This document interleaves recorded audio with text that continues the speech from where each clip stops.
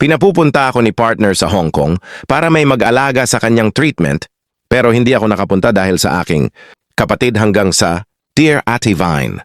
Nakita ko itong page mo at napasulat ako upang maibahagi ang aking karanasan. Tapusin nyo hanggang dulo at kayo na ang humusga kung masama ba akong tao.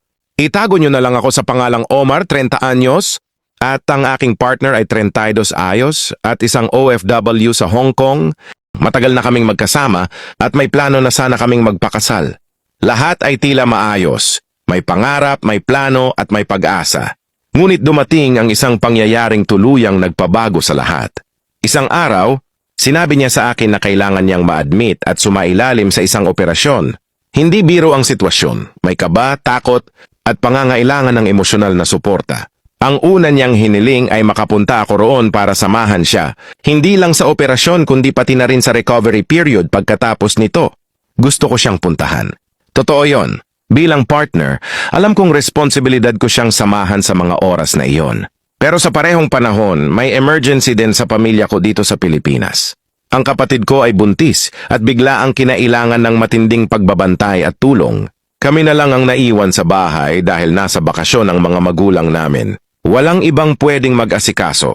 Walang ibang pwedeng sandalan. Bilang kapatid, hindi ko rin kayang pabayaan siya, lalo na't may dinadala siyang buhay at kami lang talaga ang magkasama sa bahay. Doon nagsimula ang mabigat na desisyon. Hindi ako nakapunta sa Hong Kong.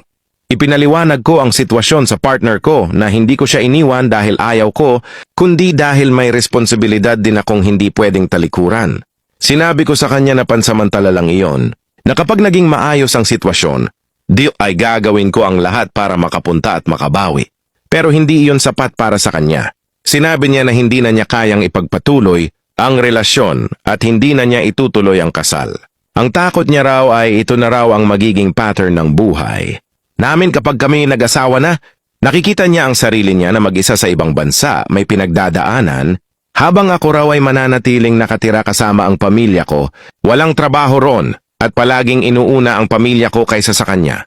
Dagdag pa niya, wala siyang babaeng kaibigan na pwede niyang makasama dahil puro lalaki ang nasa nature ng trabaho niya at ayaw niyang umasa sa kanila sa ganitong sensitibong sitwasyon. Para sa kanya, ako lang ang inaasahan niya at nang hindi ako nakapunta, pakiramdam niya ay iniwan ko siya sa oras na pinakakailangan niya ako. Masakit iyon. Masakit dahil sa panig ko, hindi ko naramdaman na pinili kong iwan siya. Pakiramdam ko ay pinili ko lang ang maging responsable sa dalawang mahalagang tao sa buhay ko bilang partner at bilang kapatid. Hindi ko rin ginusto ang sitwasyon. Hindi ko ginusto na sabay-sabay dumating ang mga pagsubok. Hanggang ngayon, tanong pa rin sa akin, mali ba ako na mas unahin ang kapatid ko?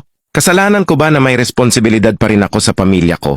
Kung kami ba ay ikinasal, kailangan ko bang tuluyang talikuran ang pagiging anak at kapatid para masabing inuuna ko ang asawa ko? Hindi madali ang sagot. Ang alam ko lang, minahal ko siya at hindi ko siya sadyang iniwan. Ngunit minsan kahit gaano kakabuti ang intensyon, may mga taong masasaktan pa rin at may mga relasyong hindi kayang tiisin ang ganitong klase ng pagsubok.